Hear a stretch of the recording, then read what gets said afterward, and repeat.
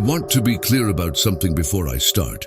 I'm not a superstitious man. 26 years on the job, rural county sheriff's department, then city PD, then a brief and ugly stint with county corrections before my knees and my marriage both gave out around the same time.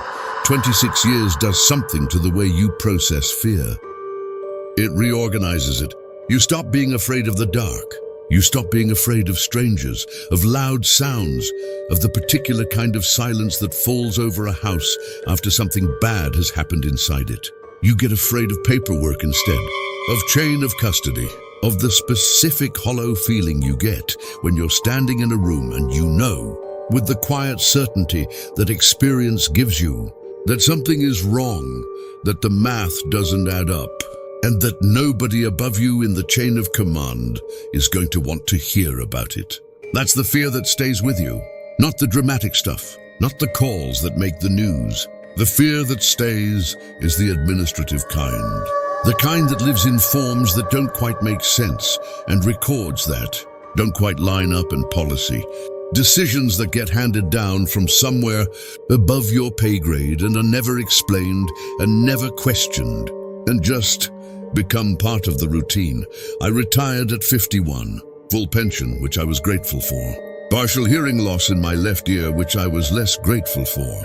A shoulder that still locks up when it rains, which I've made my peace with. My wife, second wife Sarah, she works days at the county assessor's office, and we bought a small house on the east side of town with a porch I was going to fix up, but haven't gotten to yet. We're fine. We're genuinely fine. Which surprises me sometimes when I think about it.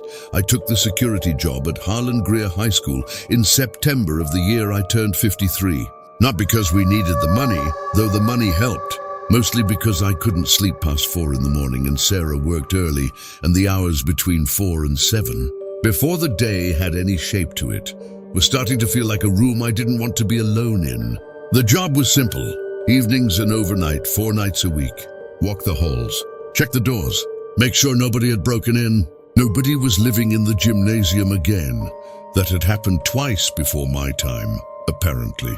Both times a former student who had nowhere else to go, and radio in anything unusual to the overnight dispatcher at the district security office, who was usually asleep or watching something on her phone and would tell you to file a report in the morning. Simple, quiet, exactly what I thought I wanted. Harlan Greer is an old building. Not historic in any charming way, just old the way institutional buildings get old, which is to say, it accumulates rather than ages. Everything in it is from a slightly different era. The gymnasium floor is maple hardwood, original to the 1962 construction. The lockers in the east hallway are the old single-vent steel kind. Painted over so many times, the seams have nearly disappeared. The library has drop panel ceilings added in the late 70s. The administrative wing has the particular smell of every school administrative wing built in the 80s. A combination of carpet adhesive and recycled air, and something else I've never been able to name. Something faintly chemical, like the memory of industrial cleaning solution. The fluorescent lights in the main corridor flicker at one end, the last 2 fixtures before the stairwell, and they have flickered for as long as anyone can. Remember, and apparently the work order to fix them has been filed and refiled for 11 years. I know this because I found the original work order in a filing cabinet in the maintenance office during my 2nd week. 11 years. The lights still flickered. That told me everything I needed to know about the district's relationship with its own building. My first month was unremarkable. I learned the rhythms of the place, which doors had sticky locks, which section of the east hallway had a tile that clicked loudly underfoot and would startle you if you forgot it was there, which thermostats the day custodial staff had overridden so that the building ran cold in the back corridor near the science rooms. I learned that the ventilation system in the old annex made a sound between midnight and 1 a.m. that was indistinguishable from a human voice if you weren't paying close attention. a kind of low, breathy murmur that traveled through the ductwork and sometimes surfaced in unexpected places. The boys' bathroom near the gym, the English prep room on the second floor, and that the day staff had various informal names for it. Old building talking to itself. That's what the senior custodian, a man named Dale, who I sometimes overlapped with on Tuesdays, called it. He'd worked there for 19 years and had long since stopped. Hearing it, I noticed the PA system on my 17th night. It starts at 11:47. I know that because the first time it happened, I was in the main office checking the security monitor logs, and the clock on the monitor is always accurate to the second because it syncs to the district server. I was sitting in the office chair, padded, broken in the lumbar, one wheel that always wants to drift left, with a cup of coffee going cold on the desk beside me. And it was raining outside, the kind of October rain that doesn't announce itself. Just settles in and makes the world feel 3 degrees smaller than it actually is. The static came first. A brief, low hiss from the PA speaker mounted in the upper corner of the office. Every room had them. Every hallway, the gymnasium, the cafeteria, the parking lot, a hiss like a tape deck coming to life, or like someone pressing a hand over a microphone before they speak. And then a voice. It was a woman's voice, measured, flat, the kind of voice that exists specifically to be broadcast through bad speakers. Slightly nasal, slightly automated sounding, the way voices get when someone is reading from a list and has been reading from a list for a very long time. Attendance. Period 7, Abernathy, Claire, a pause. 3 seconds, maybe 4. Alvarez, Marcus, another pause. Baxter. Tyler. I sat very still. I remember thinking in that first moment that I had simply misunderstood something about the building's schedule, that there was some automated system, a recording, a scheduled broadcast that I hadn't been told about. This was not an unreasonable assumption. Institutional systems accumulate unexplained subroutines, the way old buildings accumulate unexplained smells. Someone sets something up, the person who knows how to turn it off leaves, and the thing just keeps running. I'd seen this with traffic light timing systems, with department radio protocols, with court scheduling software. It was not unusual. It was, in fact, exactly the kind of thing that would go unaddressed for 11 years, like the flickering lights. So I sat and I listened, and the voice continued. Chen, Patricia, Coleman, James, Doyle, Amber. The pauses between names were absolutely regular. Not the pauses of a human being reading and waiting. The pauses of something that had allocated exactly the same interval to each name, because the interval was programmed. Because the system did not know the difference between a name that was answered and a name that wasn't. It went on for approximately 12 minutes. I counted 41 names. Then the static returned briefly and the speaker was silent. I finished my coffee. I walked the halls, the east wing, the main corridor, up the stairwell, the science annex, and everything was exactly as it should have been. Empty, fluorescent and still. The rain made a white noise sound against the high windows of the gymnasium, and the ventilation hum was its usual low presence. And my footsteps on the tile were the only footsteps. In the morning, I filed nothing in my report. I wasn't sure what I would have written. PA system activated at 11:47. Broadcast recorded list of student names. Duration approximately 12 minutes. No other unusual activity. I read that sentence over in my head a few times and decided it sounded like the kind of thing that would get me assigned to a different building. I mentioned it to Dale the following Tuesday. As casually as I could manage, he nodded before I'd finished explaining. "The roll call," he said. "Yeah, you know about it. Everybody who's worked evenings knows about it. What is it?" He looked at me the way people who have been somewhere a long time look at people who have just arrived. Not unkind, just tired. "Old attendance system," he said. "From when they had the automated broadcast software. They switched systems maybe 10 years ago, but the old server still runs. Somebody'd have to go in and shut it off manually, and nobody's gotten around to it." He pulled his cart around the corner toward the gymnasium. "Don't worry about it," he said, already moving away.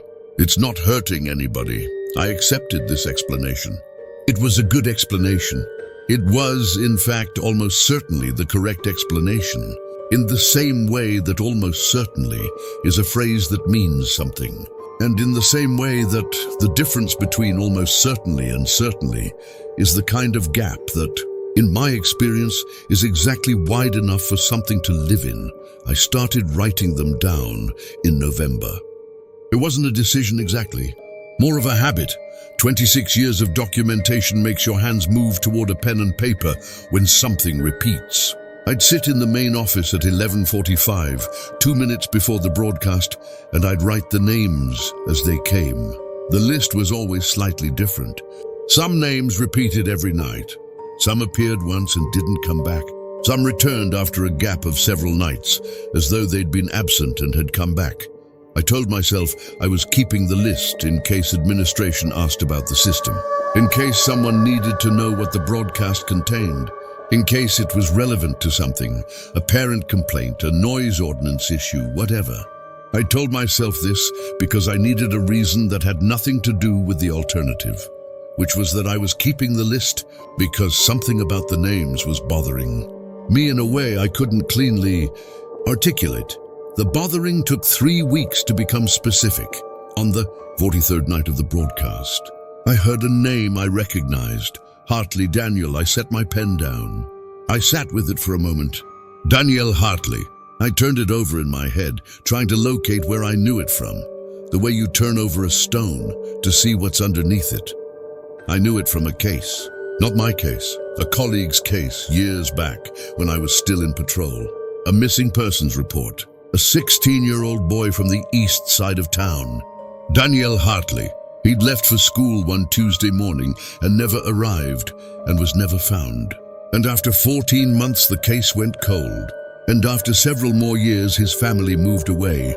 And eventually, the way it always happens,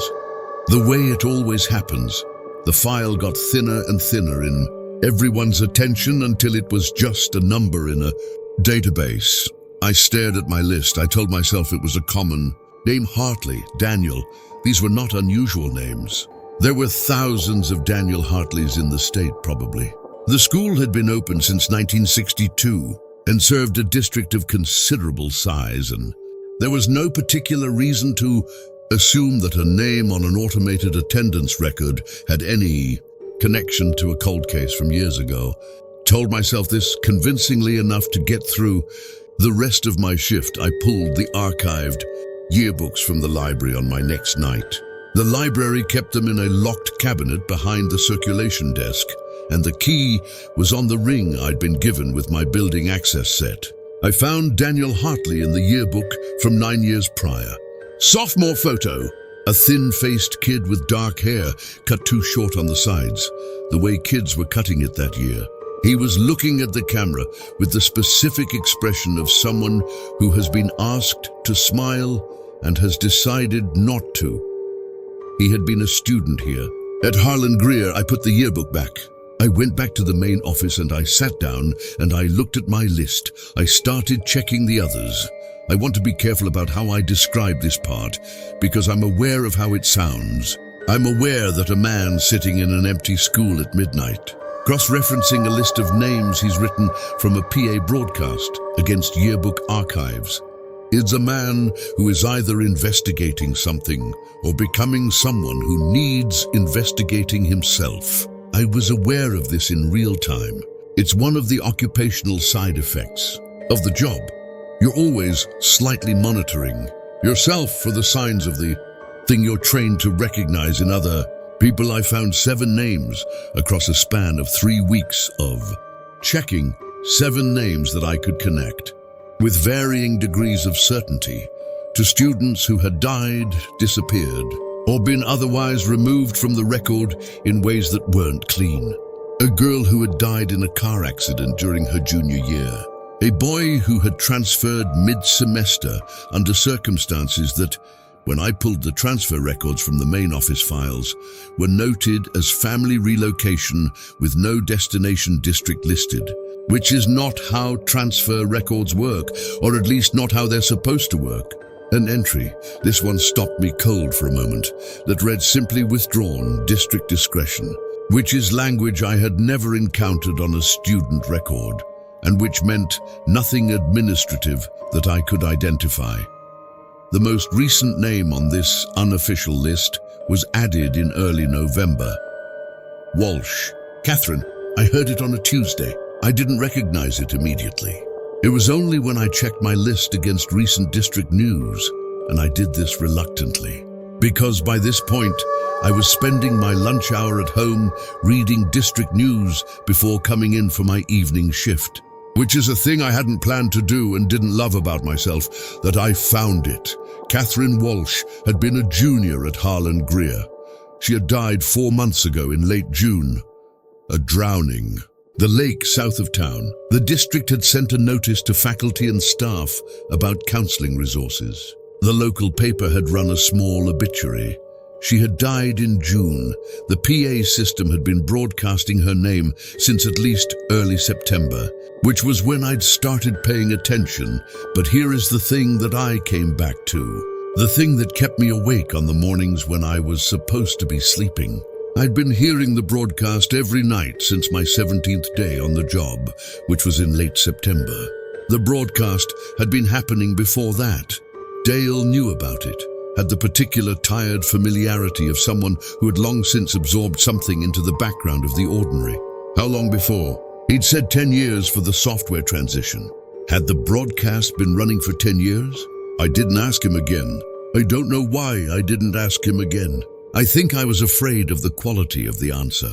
The security monitors in the main office showed 8 camera feeds on a rotating cycle. Main entrance, east hallway, west hallway, gymnasium, cafeteria, parking lot, stairwell, the library. In early December, on a night when the rain had turned to the first thin sleet of the season, I was watching the monitors at 11:46, waiting, which I had begun doing, which I want to note as a thing I had begun doing. Sitting and waiting and watching the clock, and the camera on the east hallway showed something, a light. In classroom 1 and 14, the lights in the building ran on occupancy sensors after hours, a cost-saving measure introduced several years ago. They switched off when there was no movement, and they stayed off unless triggered.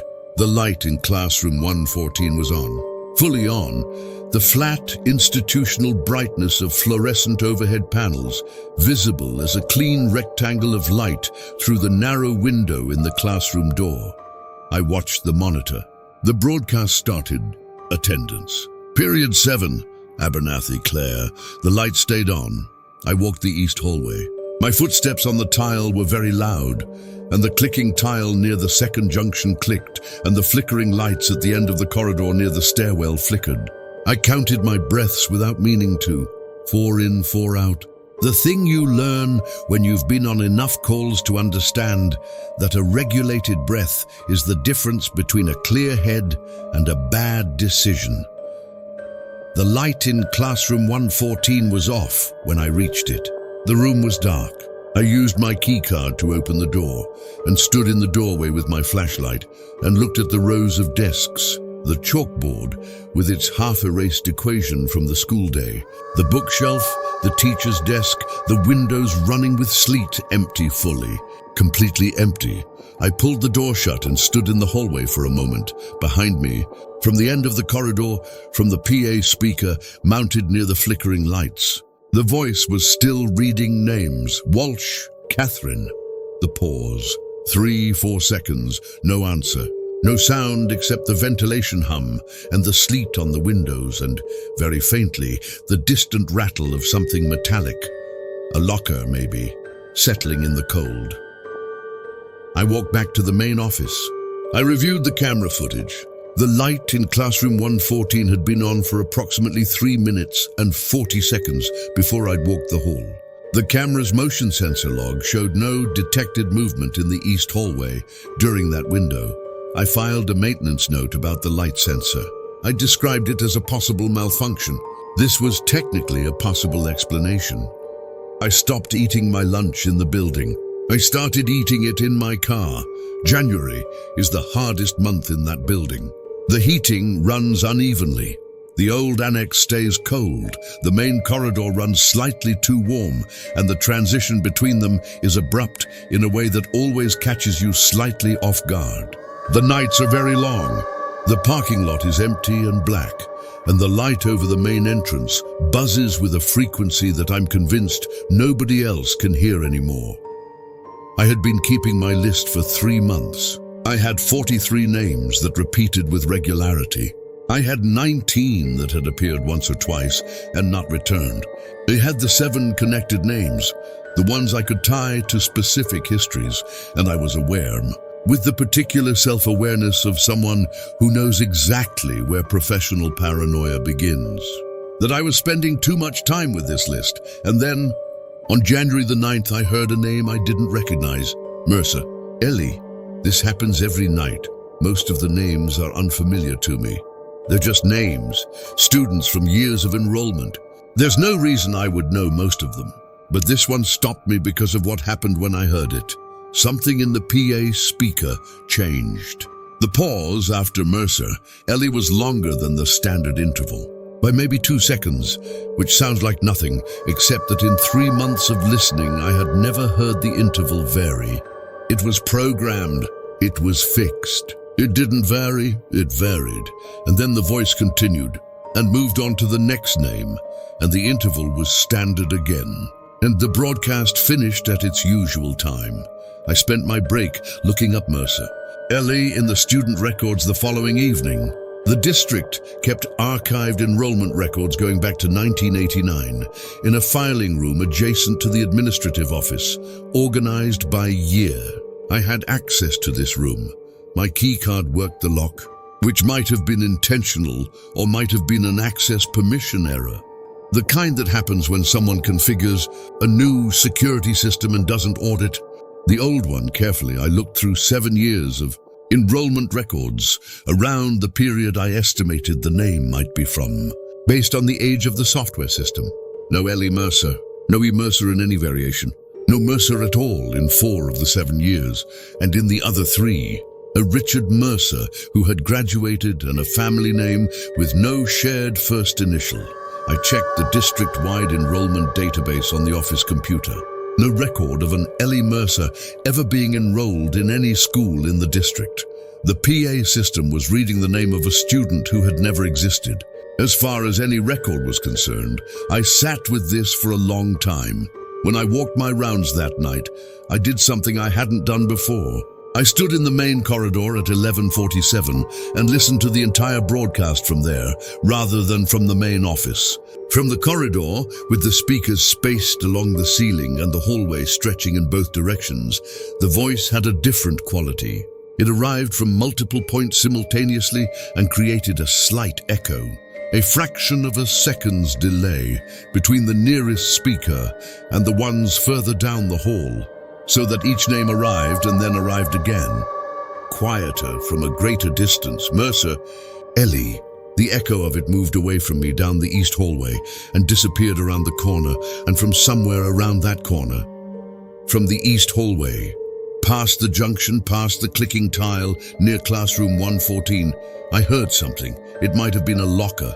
It might have been the building settling in the cold, the steel and concrete doing what old materials do in January. It might have been the ventilation system, which murmured and shifted and produced sounds that I had learned to identify and dismiss. It might have been any of these things. It was a sound like a single footstep. I didn't walk the east hallway that night. I went back to the main office, and I sat in the broken chair with the wheel that drifted left. And I watched the monitor for camera 8, the one covering the east hallway. And I watched it for 40 minutes without looking away. The hallway was empty. The camera showed nothing, but the hallway was empty in the way that things are empty when they have just become empty, or are about to no longer be empty, which is a different kind of empty than the ordinary kind. And after 26 years, I know the difference. In February, I found the book. It was in the filing room, on the lowest shelf of the rack against the back wall, behind a box of outdated district policy manuals that had not been moved in what appeared to be many years. A composition-style attendance ledger, the old kind. Green cardboard cover, the kind that teachers used before the district moved to digital tracking. There was no label on the cover. The spine was soft with age, inside in columns, dates, class period, room number. A teacher's name at the top of each page, Halverson. Room 114, period 7. The dates ran from a fall semester that I calculated to be 14 years ago, based on the academic calendar formatting. Each page was a day. Each day had a list of names with marks beside them. P for present, A for absent, T for tardy.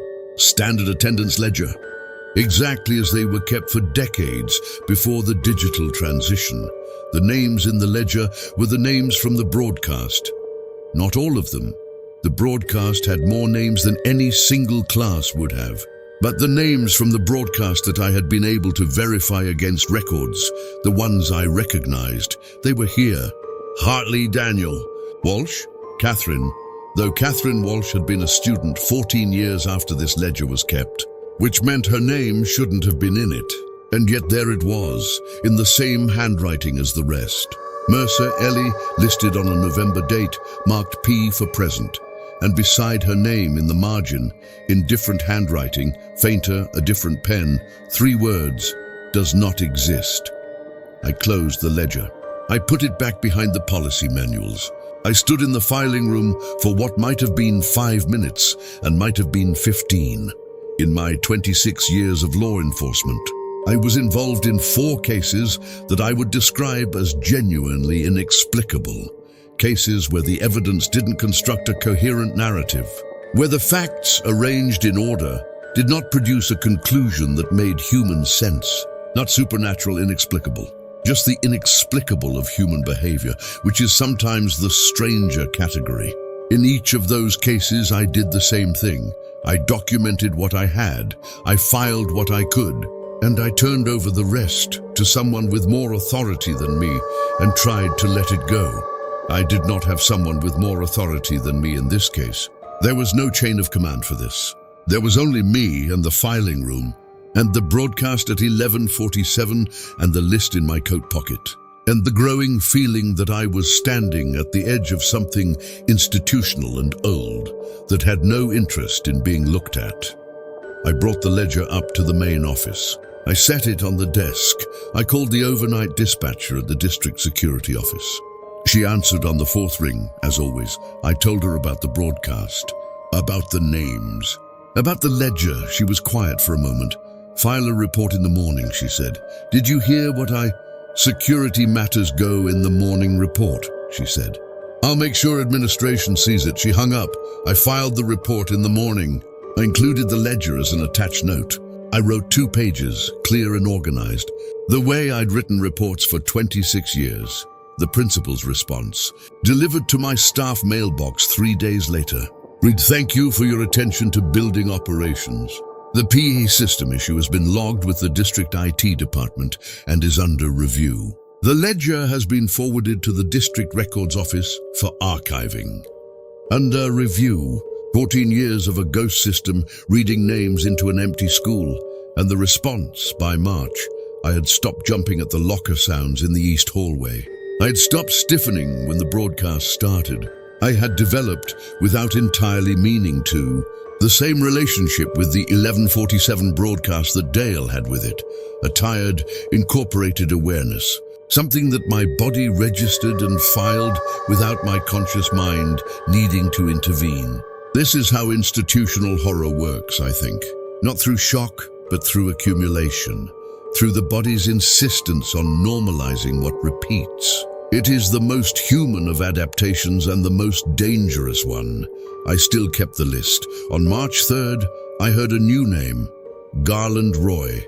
Nothing distinguished it from the others. It arrived in sequence, the standard interval before and after, the flat female voice reading it with the exact same emotional content she applied to every other name, which was no emotional content whatsoever, but I knew this name.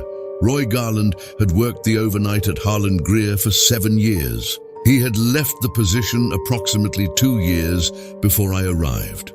I knew this because his name was on the maintenance logbooks that I'd found in the utility closet, initialed RG, dated across a 7-year span. I knew this because Dale, when I'd asked him once about the previous overnight security staff, had mentioned a Roy, said he'd been a quiet man, kept to himself, had left without much notice. Roy Garland, former overnight security guard. His name was now on the attendance list at 11:47. I looked him up. This took me several weeks of the particular quiet investigative work that retirement teaches you. The kind that has no badge behind it, no database access, no institutional authority. I found a man named Roy Garland in the county records. Property records, a house on the west side. No property transfer recorded, which meant either he still lived there or had left without selling. I drove past it one afternoon in early April just to look. The house was there, on a residential street behind a screen of overgrown shrubs. No sign that it was occupied or unoccupied. No way to know. I didn't knock. I don't know what I would have said. I drove back to my own house. Sarah was still at work. I sat on the porch I hadn't fixed yet and thought about what I knew, arranged in the order I knew it. The way I'd done with cases for 26 years. A PA system broadcasts attendance at 11:47 every night. The names belong to former students, most of them, and at least some of them to students connected to incidents. A death, a disappearance, a vanishing from the record. One name belongs to a person who, as far as the records can show, never existed. And now, a name belonging to a person who had worked the overnight shift at this same building and had left 2 years ago under circumstances that nobody seemed to remember clearly. That's what I had. That's the whole shape of it. It's May now. The school is almost finished for the year. The days are long enough that when I arrive for my shift at 6 in the evening, there's still light in the parking lot. And the building has a different feeling in the early evening. Not empty yet. Still carrying the residual warmth of occupied hours, the particular pressure of many people having recently been somewhere. It fades by 9. By 11, the building is itself again. I'm still writing down the names.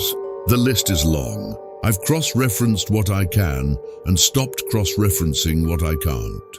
Because at a certain point, the documentation becomes something I'm doing for myself rather than for any practical purpose. And I know what that looks like from the outside. And I'm trying to stay on the right side of it. The district IT department has not, to my knowledge, addressed the PA system. It continues at 11:47. I have submitted 3 follow-up notes through the building staff communication log. The responses have been variations on in progress and under review, and simply no response at all. 2 weeks ago, on a Tuesday night, the broadcast reached the end of its list. 41 names, the standard count, the broadcast ending with the usual crackle of static. And then, after a pause that was longer than standard, longer than even the Mercer pause, a pause of perhaps 15 seconds, the voice read one more name, Chen Roy. I don't know who Roy Chen is. I have looked. There is no Roy Chen in the district records, no Roy Chen in any yearbook I can find, no incident or case or record of any kind. The name arrived and was absorbed by the empty building, and the static came, and the speaker went quiet.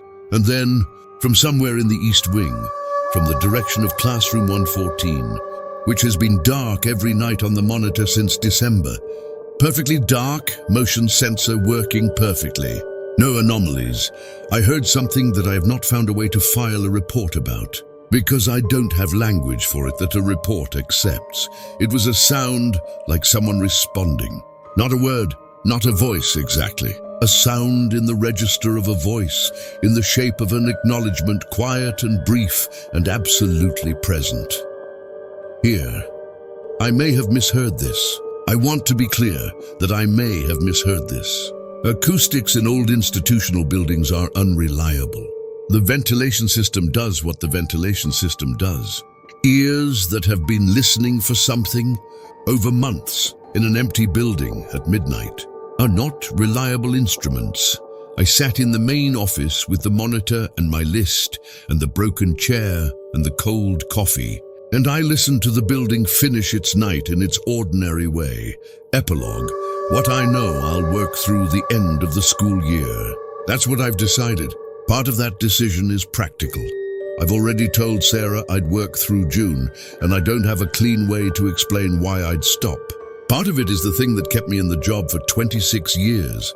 The thing that is maybe the worst and most essential professional habit I ever developed. I don't leave a thing unresolved if I can help it, even when the resolution isn't clean, even when what you're left with is not an answer, but a better understanding of the shape of the question. Here is what I know. There is an automated system in this building that has been broadcasting names into empty hallways for a period of time that nobody will precisely confirm. Some of those names belong to students who left in ways that weren't ordinary. Some belong to people who had no enrollment record. At least one belongs to a man who worked in this building and left without explanation. The system continues every night at exactly 11:47. Administration is aware of it. The district is aware of it. No one has turned it off. Here is what I think. I think that some systems, once started, develop a kind of institutional momentum that is indistinguishable from intention. I think that organizations are very good at continuing to do things long past the point where anyone remembers why the things were started. I think that the overlap between bureaucratic inertia and something more deliberate, more purposeful, is a space that is very hard to measure from the inside, and I think this is the part I sit with late at night in the empty building, with the fluorescent hum and the rain on the windows, and the clock on the security monitor ticking toward 11:47. I think there is something in this building that has oriented itself around being called, that has arranged itself around the expectation of the role, that waits the way I wait, but with more patience than I have, with the kind of patience that doesn't require sleep or coffee or a reason. I think the broadcast has perhaps never been speaking into an empty room. I have not heard my name yet. I write that the way I would write any piece of operational intelligence, neutral, factual, present tense.